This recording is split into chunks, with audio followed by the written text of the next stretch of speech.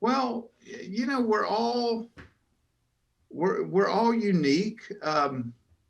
I, I'm such a visual guy, but I always used to say it's like when you used to go to the mall at Christmas time and you just drive up and down the aisles. I said, you're looking for the empty parking place. That was always been my business approach. I'm looking Hmm. for the space that nobody's in. Um, and so, it's like a couple of years ago. I'll give you a great example. So, a couple of years ago, Thanksgiving, every year at Thanksgiving, we have like 30 relatives at my farm. We've been doing it forever. All the cousins, grandmothers, moms, dads, and so the kids, and I say kids, they're in their 20s now. But so Thanksgiving night, they're sitting around the big table, and one of them pulls out Cards Against Humanity, and they start playing Cards Against Humanity, which is hilarious, but it's also filthy. It's just Hmm. dirty as it can be. And I went over to him and I said, your grandmother's here, your aunts and uncles are here. You can't play this at this table. You can play it, but go somewhere else because and I sat back down and I thought, well, crap. And what makes Cards Against Humanity is there's no strategy. You're just doing it. It's funny. And so I thought, well, there's got to be a way to do this funny that the grandma doesn't have to leave the room and the aunts and uncles doesn't have to leave the room.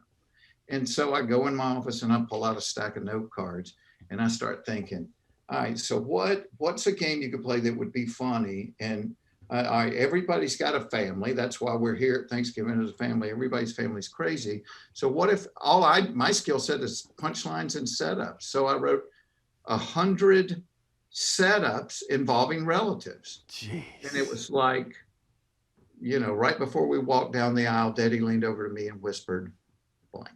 So that would be a setup. And then I wrote 500 punchlines. Took me like the next 2 days. And then, and then I had them all the aunts and uncles and cousins sit down at the table and play the game on stupid note cards. And and I'm filming it and they're laughing. And I'm like, crap, there's something here. Because there's games of strategy or whatever. But to me, if you play a game and it makes you laugh, you'll play it again. Hmm. Well, then Relative Insanity ended up being like the number one game on Amazon because it was just so that was a Wow. looking for that empty parking space. Hmm. Is there had to be a funny game. There was a funny game. Cards Against Humanity is really funny, but the empty space was your grandma and your aunts and uncles couldn't play it because it was too dirty. And so it's looking to go, where's a niche that nobody is in? And it can be in a podcast, it can be in a game, it can be in a book, it can be in a TV show. There's all kinds of empty spaces, but don't try to do what somebody else is doing.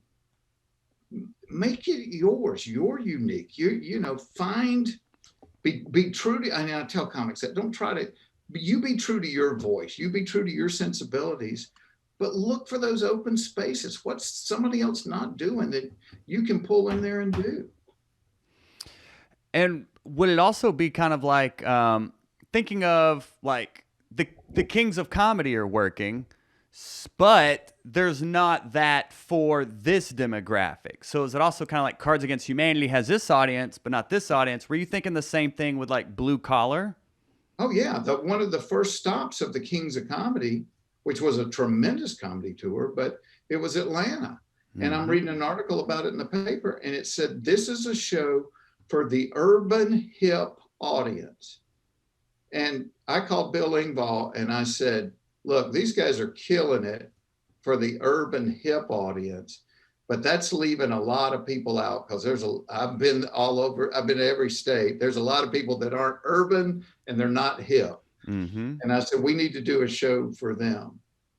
And he laughed. He said, what would you call it? I'm like, hell, I don't know. Call it the Blue Collar Comedy Tour. And um, and so again, it's like you said. I mean, there was an open space. There was Hmm. nobody had done a group of four people going after, you know, middle class America, and we were going to do it for 3 months, and I think we did the first tour for 3 years. We had no idea it was going to work Oh like that. my gosh. Hot breath.